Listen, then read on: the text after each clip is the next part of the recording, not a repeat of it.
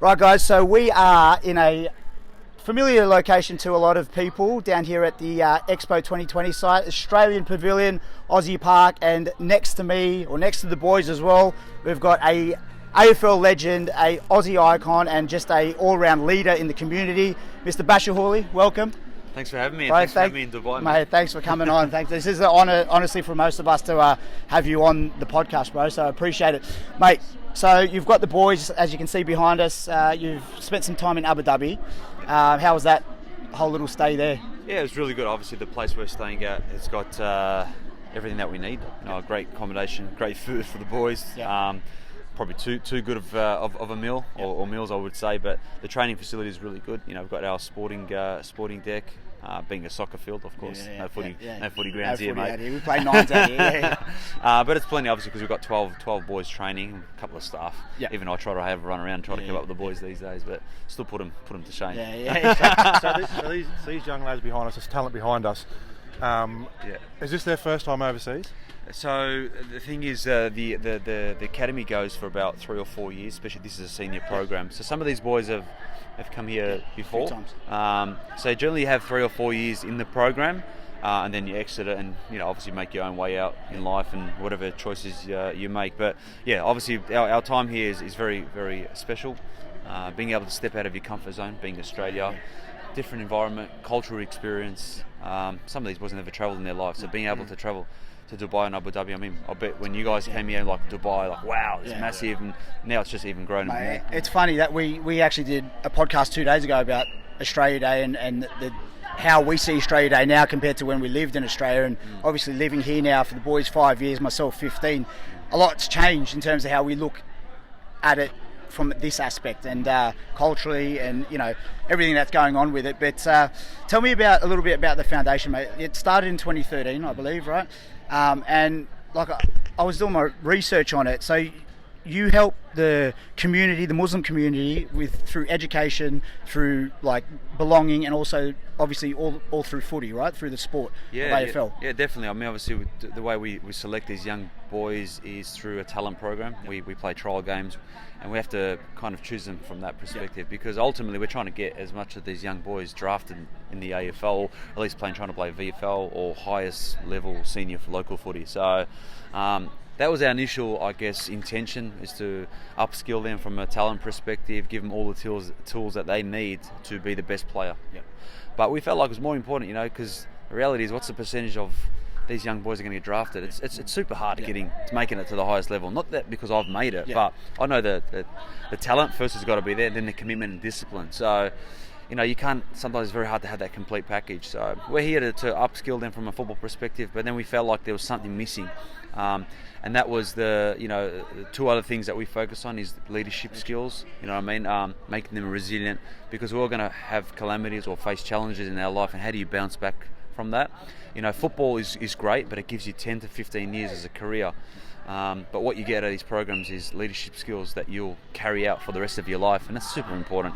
And the other thing is their identity as proud Australian Muslims, and how to be the best version of yourself. So, football's not for you, or for you it is, hopefully it is. How can you uphold your Islamic values and play at the highest level? Yeah. But, like I said, they're not going to all play AFL football. That some of these boys are going to be accountants, they're going to be tradies, whatever it may be. How do you be the best Muslim you can, and teach people the positivity and the correct message about Islam in your field or specific area that you work out? So it's super important. And the way we see these boys grow as human beings is something that makes us proud and makes us come back every year. And that's a good little segue. Like, growing up in Australia, all of us did, the education behind other religions. We've all grown up in immigrant families, so we've had that chance to put our feet into other different nationalities. I grew up in Western Sydney, Bankstown, so I was surrounded by the Muslim community, and so when I made that change to Dubai, there wasn't much different, but then you see the other aspect to it, right? Like the religious side, when Ramadan comes around, the holy month Ramadan. So talk about that. I know in your career, there's a few like now coming to light, famous sporting icons, yourself, Sonny Bill Williams, guys like this who are adapting, or always have, the holy month of Ramadan into their sporting careers. Talk about that, how that affected you, or if it did affect you in sort of a way where performance issues. I know the boys will probably have to go through it at some stage, or they're going through it. So just touch on that a little bit. Yeah, for me personally, it was probably the best month of football that I've ever played every single year, and that's no coincidence. I think that when you have a good practice in your life and it seems something important to you, you think about it from a positive perspective and you try to think about it that how can this help me? And for me, it was like I walked into the games light, energetic. And so I'm finding that from hearing from other people as well, that during that time it's a blessed time to have those feelings and feel lucky. So you think that's that kind of transition? Absolutely, and the spiritual connection that you have with God. And I mean, we're believers in one God at the end of the day, and He wants what's best for us. So when you're committing yourself to God and you value God as your creator, He's going to help you. He's not going to like make you fast and then just disappoint you on the field or whatever you're doing in life. He's going to give you that strength. But like I said, a lot of that comes from your positive thinking, all right, and looking at the good in every situation that you're in. And for me, like I said, I felt light, felt energetic. I was spiritually connected better than any other month any other month throughout the year. So, but like I said, that comes from experience. You know, that just didn't happen when I was a 16 or 17-year-old. You know, these days the youth are so tied up with other things, so they're not going to think about that. But as you grow up and you experience things in life, you know that the why of everything. You know, that's something I'm trying to teach these young boys is, everything you do in life, you should understand the why and the purpose. You know, it's something I was taught at the footy club, especially with our successful era at Richmond, that you need to know the purpose of every single drill that you're doing or every place you're visiting, or, for us from an Islamic perspective, why do we pray? There should be a why. There's a reason, the connection with spiritually, etc. So I think that's a very important lesson in life, understanding the why we do things. Yeah. Bash, we come from a coaching background. Now, AFL, the physical side, talk to us a little bit about that, and is it the most physically demanding sport on the planet? Look, you might say I'm biased. I think it is. But you look at other sports, mate, at the end of the day, it's a full body, skillful sport. Like you need to be skillful with your hands, with your feet, with your mind, physically, and demanding. Mate, you're sprinting, you're jogging, high speed, you're copying knocks, unexpected knocks too as well. That mentality, mindset in there as well. Like you're getting close to the end of the game, fatigue, points are tight. That's when you've got to step up and draw on that too. Yeah, football's not just about basic skills, man. Yeah. You got to be able to perform when you're fatigued, and also when things don't go your way. You might miss a skill at it in a very important time of the game, but you still got 10 minutes to rectify that. So how do you switch yourself out of that? That mentality of things are really bad. Yeah. How do I go back to my A game? We call it the A game. What makes me a great player? So, mate, it's so important from all aspects. And you're running 15 kilometres a game, and you're not walking 15 or jogging. Oh you're no, sprinting. It's another level. And how are you finding post-retirement now? How are you finding yourself keeping in shape? What's your regime? What are you doing? Obviously you're still having a kick with the boys. Yeah, I remember the next day after I retired, I went for a run. I wasn't going to celebrate. Obviously, I don't drink alcohol, but for me, the help probably was with COVID. I couldn't really see anyone. But mate, I was running the next day, and I always said that hopefully I can finish the game at a high from a playing perspective, and I feel like I still had more in the tank to give, as opposed to someone who's just crawling over the line. And from a injury perspective, I just bounced back from a syndesmosis injury. I probably could have played that last game, so that means I'm pretty much fully fit. I'm a family man. I've got 3 kids. I want to be able to run with my kids. I want to be able to enjoy life after footy. Like I said, a lot of footballers finish the game crawling over that line. You know what I mean? Do you think holding back a bit and still having plenty left in the tank is going to help you transition as a bit of a mentor to these guys, to be able to lead by example and not just tell them what to do, but maybe grab a ball and have a kick and come for a run and show them how it's a top point.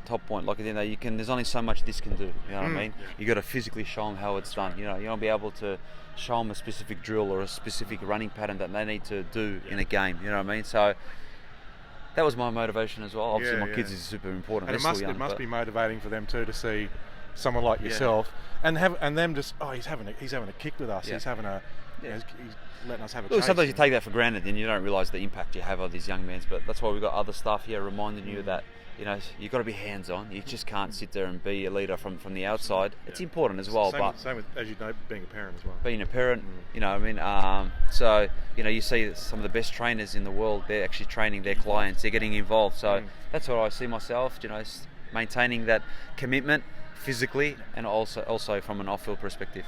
Like you said, I think it's when it's bred into you as well from a lot of us come from sporting backgrounds, and just to touch back on how physically demanding Aussie rules is, I was a rugby league convert and started playing AFL out here when I moved here because there was no rugby league, so I joined the local AFL team. So now AFL Middle East that runs out here. I think you'll meet some of the boys this weekend out here. It was a nines competition, but the cross collaboration from rugby league to AFL in terms of my footwork and speed, short bursts was there. And like you said, we do play on soccer pitches rather than the full field. But getting blindside hit from any angle and not seeing, like I'm used to running lines or holes, man, I tell you what. And this is virtually park footy here in this country, but there's some good players out here. They've played at a good level, VFL, etc. The respect I had for that game, because obviously, being from Sydney, it was a rugby league dominant, state, etc. And Sydney Swans was the only team to follow at the time. So, but yeah, all the respect in the world for. And like you said, I think I promise I say this is that I think AFL players have to be, if not the fittest, sporting men and women out there now. In comparison to all sports. Now, let's just before we wrap up, touching on that leadership aspect that you were just talking about. How important for you is to see these young men, and I know you've got females in the academy as well going, the leadership aspect, like you said, if they don't use the footy skills to get into a good role in the community, become community leaders, because obviously education, like we were talking about on the podcast yesterday, in Australia, I think we don't get educated to other religions or different matters or topical issues, even our own, right? So then we're just very quick to judge. Now, I look at these young men, even you're over here giving us an interview and they're going through their drills and warm-ups. So how important is it for you to see these boys become mature leaders in the community and going forward? I'm sure that's one of the main things you've started this foundation for, correct? Oh, absolutely. Like I said, I just seeing someone change for the better in life makes me very proud as a leader. You know what I mean? It's like anything, man. Like if you're a coach and you see your player improve as a player and achieve the best he can, naturally you're going to feel proud of it, yeah. So you want to see results, and like I said, for them, I'm not going to examine them or kind of judge them on them making AFL footy. That's a byproduct. That's an end result. We've got to focus on the process, and the process is giving them everything that they deserve and everything that they need to transition and become the best version of themselves, whether it's from a football perspective or from a life perspective. And I mentioned before, life is far greater than just the footballer that we're trying to make out of these young boys or young men. And some of the boys are mentioning, we've got a couple of leadership sessions that are very powerful sessions that are confidential and that are unique, very, very special, that digs really deep into their life. And when you hear some of these boys, their highlights of their life so far, it's this program. And it makes you feel proud as a staff member or as a mentor, where they're making changes in their life for the better. One of the boys said, I never really used to pray. My parents used to tell us go and pray, but used to lie to them, go to their room pretending they're praying and not. It's a small thing I'm just mentioning now, but they said this program has allowed us to create good habits, take it home, and understand the why. Why do we pray? That's my focus.